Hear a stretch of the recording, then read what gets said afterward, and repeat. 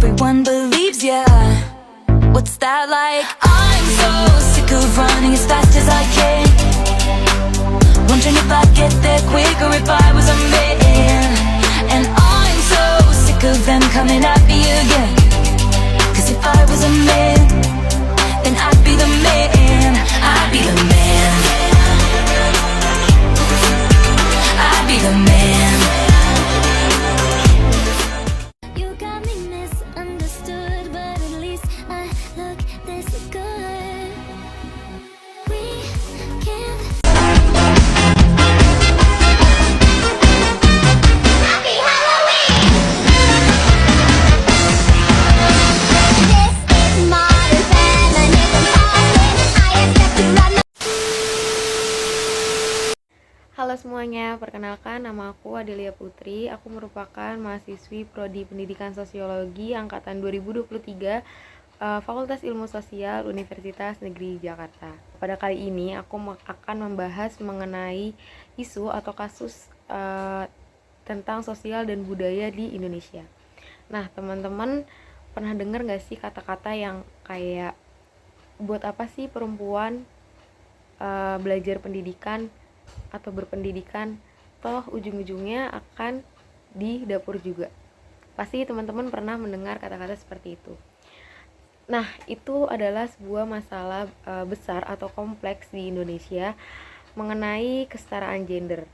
Nah, pada kesempatan kali ini aku akan membahas lebih dalam mengenai kesetaraan gender, lebih tepatnya mengenai perempuan yang tidak boleh mengenyam pendidikan. Aku akan lihat dari dua perspektif, yaitu dari segi sosial dan juga segi budaya. Oleh karena itu, kita simak ya. Oke, yang pertama, aku akan menjelaskan dulu mengenai hasil survei tentang pendidikan di Indonesia. Berdasarkan hasil survei Sosial Ekonomi Nasional atau Susenas BPS 2022, jenis ijazah tertinggi yang dimiliki sebagian besar perempuan di pedesaan adalah lulusan SD dengan persentase 31,28%. Sementara perempuan di perkotaan sebagian besar adalah lulusan SMA atau SMK dengan persentase 33,36%. Persentase perempuan yang lulus dari perguruan tinggi di perkotaan adalah sebesar 13,97%, lebih dari 2 kali lipat dibanding di pedesaan yang hanya berkisar 6%. Tak hanya itu, perempuan yang tidak memiliki ijazah atau tidak pernah bersekolah formal di pedesaan itu memiliki persentase sebanyak 19,77% loh. Jauh lebih banyak dibanding dengan perkotaan yang persentasenya cuma sekitar 10,26%. Nah, ditambah lagi ada sebanyak 7,35% perempuan di usia 15 tahun ke atas di pedesaan yang buta huruf. Sedangkan di perkotaan itu tuh nggak sebanyak itu, hanya sekitar 2,83%. Nah, tadi kita sudah membahas mengenai data statistik atau hasil survei mengenai pendidikan, khususnya di perempuan yang ada di perkotaan dan juga di pedesaan. Saat ini selanjutnya kita akan membahas mengenai perempuan yang tidak boleh mengenyam pendidikan ini dari segi sosial. Nah, ketimpangan gender tadi itu tuh terjadi dalam kesempatan dan juga akses pendidikan bagi anak perempuan kan. Nah, salah satu contohnya yang dijabarkan itu dalam situasi yang terdesak seperti kondisi ekonominya. Nah, di dalam kondisi ekonomi itu biasanya anak laki-laki itu cenderung lebih didahulukan kebutuhan kependidikannya dibandingkan anak perempuan. Kenapa sih kayak gitu? Alasannya tuh ini loh, karena alasan kondisi ekonomi. Jadi kayak kerap kali ada dalih yang mengatasi permasalahan ekonomi dengan memberikan penghidupan yang lebih layak. Nah, makanya anak-anak perempuan ini tuh terpaksa mengalami pernikahan usia dini untuk memperbaiki permasalahan ekonomi keluarganya. Nah, hal tersebut tuh bisa berujung pada permasalahan yang lebih kompleks sebenarnya, bukan malah menyelesaikan permasalahan. Masalah apa sih yang lebih kompleks yang dimaksud? Jadi dampaknya itu besar sebenarnya. bisa juga terjadinya tindakan kekerasan dalam rumah tangga atau KDRT, terus juga bisa jadi kekerasan seksual, terus juga bisa jadi kesehatan seksual, terus juga tingginya angka kematian pada ibu hamil karena pernikahan muda tadi. Nah, terus miskonsepsi antara kesetaraan gender ini tuh juga kerap kali terjadi di masyarakat, yang tidak jadi kesetaraan gender itu tidak hanya tentang anak laki-laki dan perempuan yang sama-sama bisa pergi ke sekolah aja, nggak sebatas itu. Jadi kesetaraan gender itu membutuhkan aksi afirmatif untuk mewujudkan kondisi yang ideal gitu. Nah, aksi afirmatif ini tuh dalam wacana kesetaraan gender bagi perempuan masih menjadi isu yang belum diperhatikan sebenarnya. Nah, ada seseorang yang berkata bahwa hak perempuan yang belum terpenuhi tanpa adanya aksi afirmatif. Jadi misalnya dalam perbedaan biologis antara perempuan dan juga laki-laki. Nah, perbedaan biologis antara laki-laki dan perempuan itu tuh turut membedakan kesempatan yang bakal diraih sama laki-laki atau perempuan ini. Dalam contoh sederhananya gini, menstruasi yang secara rutin dialami perempuan tentunya membuat perempuan ini tuh jadi membutuhkan waktu lebih banyak untuk membersihkan dan juga mempersiapkan diri mereka untuk pergi ke sekolah dibanding dengan laki-laki yang hanya perlu mempersiapkan dirinya saja untuk berangkat ke sekolah gitu. Nah, beberapa kondisi biologis yang dialami oleh perempuan ini juga menjadi salah satu penyebab kenapa laki-laki itu tuh lebih unggul dibanding perempuan. Nah, makanya kesetaraan gender juga nggak bisa dilihat secara sedangkal itu gitu. Jadi benar-benar harus memperhatikan dan juga mengafirmasi serta mempertimbangkan kondisi perempuan secara menyeluruh guna menghindari bias-bias dari kesetaraan tersebut. Nah, kalau tadi kita udah ngebahas dari sisi sosialnya nih, sekarang kita bahas dari sisi budayanya. Kira-kira apa sih penyebab perempuan di pedesaan ini tuh masih tertinggal dari perempuan-perempuan yang berpendidikan di perkotaan? Nah, sebenarnya ada beberapa faktor dari hal tersebut. Ada faktor eksternal dan juga faktor internal. Nah, faktor eksternalnya adalah sangat kurangnya ketersediaan infrastruktur dan juga fasilitas yang mendukung yang dapat memberikan akses dan juga kesempatan yang lebih besar bagi masyarakat pedesaan untuk mengenyam pendidikan. Jadi karena di pedesaan ini tuh infrastruktur dan fasilitasnya masih kurang dari fasilitas teknologi atau fasilitas atau akses gitu, akses mereka untuk menuju ke sekolahan, itu tuh bikin jadi kesempatan pendidikan di masyarakat pedesaan ini jadi berkurang gitu dibanding sama masyarakat yang ada di perkotaan gitu. Nah, sementara faktor internalnya menurut para ahli dan menurut hasil penelitian juga nih, karena banyak masyarakat di desa yang masih memiliki persepsi bahwa pendidikan tinggi untuk perempuan itu pemborosan. Jadi menurut masyarakat di pedesaan, itu kalau misalnya perempuan memiliki pendidikan tinggi atau mereka bersekolah hingga di bangku kuliah deh, itu tuh sebenarnya cuman pemborosan aja, bukan suatu achievement atau pencapaian gitu loh. Berbanding terbalik dengan yang ada di perkotaan kan. Kalau di perkotaan itu kita semua menganggap kalau pendidikan di bangku kuliah itu ya kebutuhan yang utama gitu. Nah, sedangkan kalau bagi masyarakat di pedesaan, pendidikan sendiri bagi mereka tuh sebenarnya cuman pemborosan gitu bagi perempuan. Jadi kayak ya perempuan tuh kalau berpendidikan ya boros-boros aja, kayak malah pemborosan uang gitu. Nah, itu hal tersebut tuh disebabkan karena biaya pendidikan yang dikeluarkan itu tuh dianggap percuma karena pada akhirnya perempuan juga belum tentu bekerja dan hanya akan mengurus rumah tangga gitu. Jadi masyarakat di pedesaan ini menganggap kalau orang berpendidikan itu akan selalu tujuannya bekerja, sedangkan perempuan di pedesaan itu tidak bekerja, cuman sebagai ibu rumah tangga. Jadi mereka merasa kalau perempuan yang berpendidikan itu sebenarnya hanya pemborosan saja gitu. Nah, berbeda nih sama laki-laki yang emang mereka tuh didorong untuk menempuh pendidikan sebagai bekal buat mereka bekerja dan menafkahi keluarganya gitu. Nah, masyarakat di pedesaan ini juga masih beranggapan bahwa perempuan yang berpendidikan tinggi rentan menjadi perawan tua. Kenapa ya mereka nganggep kalau perempuan yang berpendidikan itu tuh rentan jadi perawan tua. Tuh, nah, hal ini tuh menurut mereka karena waktu mereka tuh tersita untuk mereka berpendidikan dan membuat mereka cenderung menunda pernikahan gitu. Nah, fakta yang menunjukkan proporsi perempuan yang menikah sebelum usia 18 tahun di perdesaan itu sekitar 13,73%. Mencapai 2 kali lipat lah dibanding sama perempuan yang ada di perkotaan. Jadi perempuan di perkotaan ini tuh yang nikah di usia di bawah 18 tahun itu cuma sekitar 6,12%. Sedangkan di pedesaan tadi sekitar 13,73%. Jadi lebih banyak perempuan di pedesaan yang nikah di bawah 18 tahun dibanding sama yang di perkotaan gitu. Nah, selain itu nih, masyarakat di pedesaan ini juga masih beranggapan bahwa perempuan yang berpendidikan tinggi itu rentan memiliki keluarga yang tidak harmonis.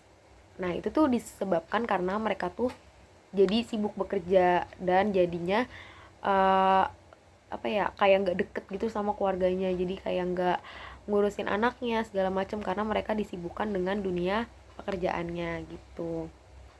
Nah, sebenarnya pemikiran dari masyarakat di desa ini tuh yang harus jadi perhatian khusus gitu, karena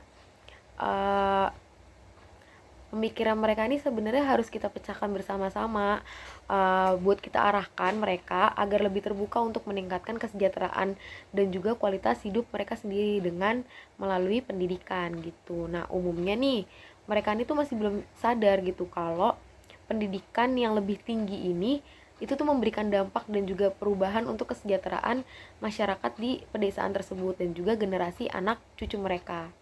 Nah, gimana sih permasalahan kesetaraan gender tersebut di mata sosiologi? Nah, ini kita bahas. Jadi, menurut konstruksi sosiologi masyarakat di Indonesia, ini kita balik ke masa lampau. Jadi, di masa lampau ini tuh masih berpegang erat pada adat dan juga istiadat. Nah, terutama masyarakat di Jawa.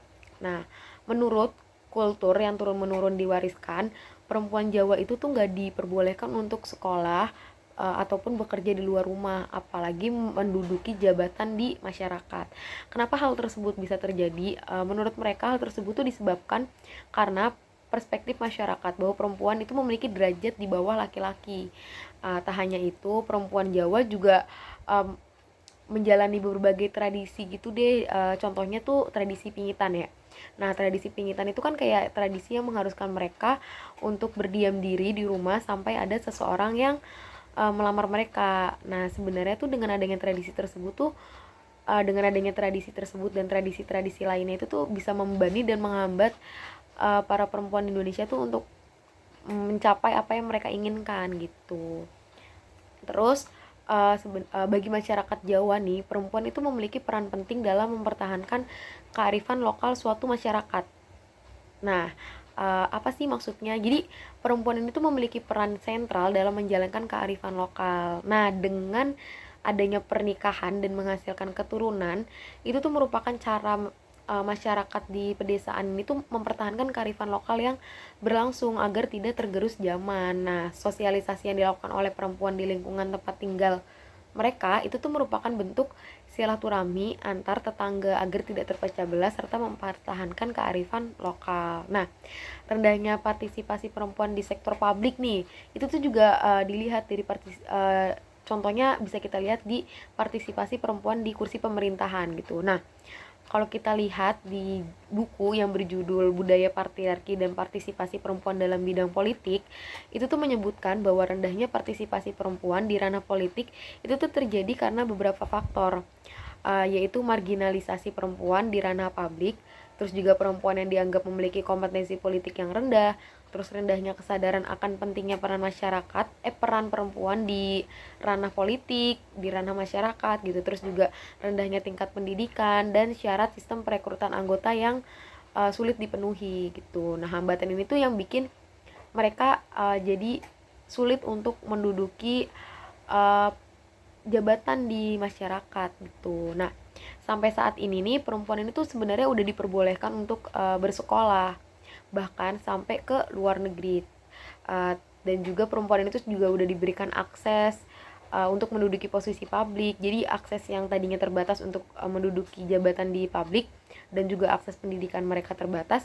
Nah saat ini tuh akses mereka tuh udah mulai terbuka lebar, jadi mereka bisa mengakses jabatan di publik dan juga mengakses pendidikan gitu. Nah terus juga soal mengenai pekerjaan. Nah, pekerjaan yang identik dengan laki-laki itu kayak misalnya presiden, kepala daerah, polisi dan sebagainya, itu tuh untuk saat ini udah bisa dijabati oleh perempuan gitu. Nah, sebenarnya jalan perempuan untuk memiliki mimpi dan juga mewujudkan mimpi mereka untuk saat ini tuh sudah terbuka lebar gitu.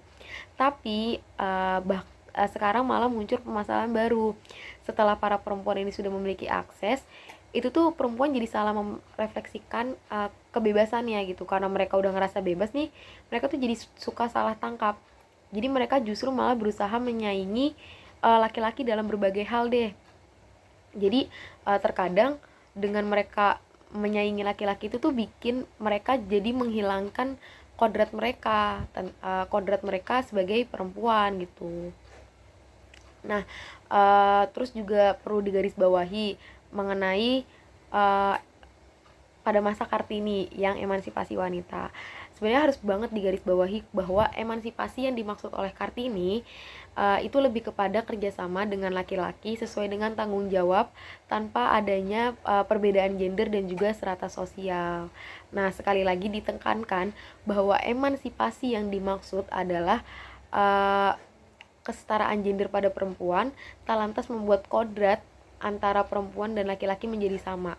Tetapi emansipasi ini tuh bertujuan membantu perempuan untuk mendapatkan haknya dan tidak melupakan kewajiban serta kodratnya sebagai perempuan gitu. Nah, sebenarnya permasalahan mengenai kesetaraan gender khususnya dalam hal perempuan yang tidak boleh mengenyam pendidikan ini sampai saat ini masih menjadi isu penting di Indonesia.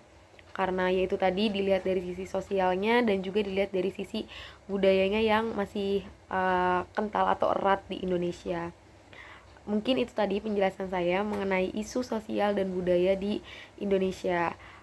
Semoga dengan adanya penjelasan saya, kita semua menjadi terbuka mengenai permasalahan atau isu kesetaraan gender. Terima kasih. Wassalamualaikum warahmatullahi wabarakatuh.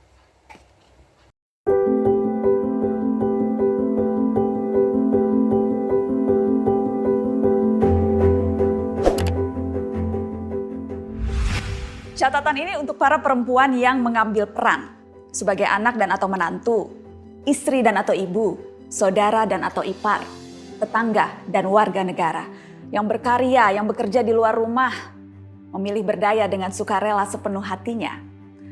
Perempuan yang berkontribusi lewat berbagai bidang dan cara. Sebagian perempuan mengalami hambatan bahkan celaan harian dari lingkungan. Sebagai perempuan, sekedar membuat pilihan saja sudah menantang.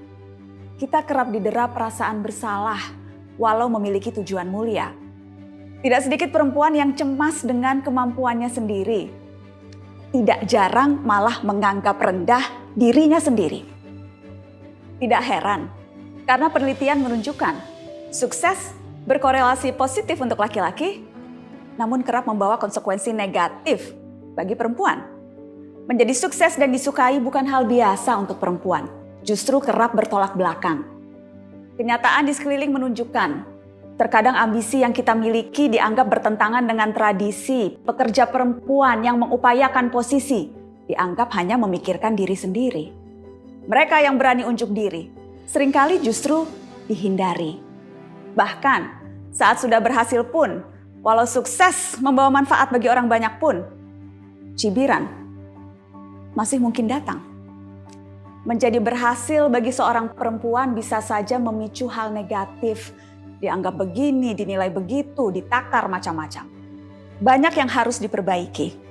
Tapi mari memulai dari diri sendiri. Tidak ada yang lebih tahu siapa perempuan selain kita sendiri. Harga diri tidak ditentukan oleh orang lain, melainkan berasal dari pengenalan atas diri sendiri, tahu kekuatan dan kekurangan sendiri. Dan yang terpenting, paham apa yang hendak dikejar dan direalisasikan. Definisi kepercayaan diri adalah mengetahui impian masing-masing. Mereka yang gagal menghargai diri sendiri tak punya kesempatan kedua untuk menilai orang lain, apalagi menghakimi sesama perempuan. Perempuan harusnya saling bergandengan tangan, bukan malah saling menjatuhkan. Mungkin karena kita melihat hidup sebagai ajang kompetisi. Karena perempuan punya keterbatasan ruang yang didominasi laki-laki. Jadi tanpa sering kita sadari, kita kerap khawatir, cemas, segalanya tidak pernah cukup untuk diri sendiri. Akibatnya, siapapun bisa terasa sebagai ancaman, gerak-gerik sejawat bisa dicurigai sebagai tentangan. Ada fenomena yang dikenal dengan istilah Queen Bee Syndrome. Hasil penelitian mengungkapkan, sekitar 58% perundung di tempat kerja adalah perempuan. Dan hampir 90% dari mereka memilih perempuan lainnya sebagai korban. Padahal menjadi positif bukan tanda kita lemah. Mendukung mereka yang berhasil bukan berarti kita mengakui kegagalan. Yakin bahwa kesuksesan tidak perlu diperebutkan dan kerja bersama bisa lebih didahulukan. Akan membuat perempuan tidak pernah sendirian. Kita ditemani oleh yang lain. Oleh perempuan yang lain. Mari bicarakan pencapaian teman kerja perempuan kita. Mengapa itu perlu?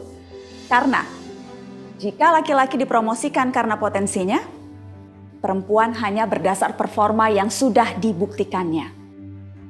Jangan mengikuti gaya mereka yang kerap memperkenalkan pemimpin perempuan di depan umum bukan dengan pengakuan akan keahlian, tetapi pujian pada penampilan. Jika tak ada yang sudi mempromosikan seorang perempuan, biar sesama perempuan pula yang menjadi jurkamnya. Mari lebih menunjukkan empati dan kemurahan hati, menjauhi kecemburuan, menghindari runcingnya perasaan bersalah yang kerap mendera perempuan. Saya mengalaminya dan terus berlatih untuk lebih baik setiap hari. Kita sudah terbiasa bekerja lebih keras dibandingkan dengan para pria. Perempuan biasanya lebih rajin, lebih tekun, lebih konsisten. Karena seringkali pintu-pintu yang terbuka mudah untuk laki-laki itu justru masih harus diketok atau didobrak lebih keras oleh perempuan. Jadi mari membangun lingkaran kekuatan antar perempuan. Lingkaran untuk berbagi pikiran dan perasaan, juga memupuk keberanian. Percayalah, kita tidak pernah sendirian jika mau membangun lingkaran.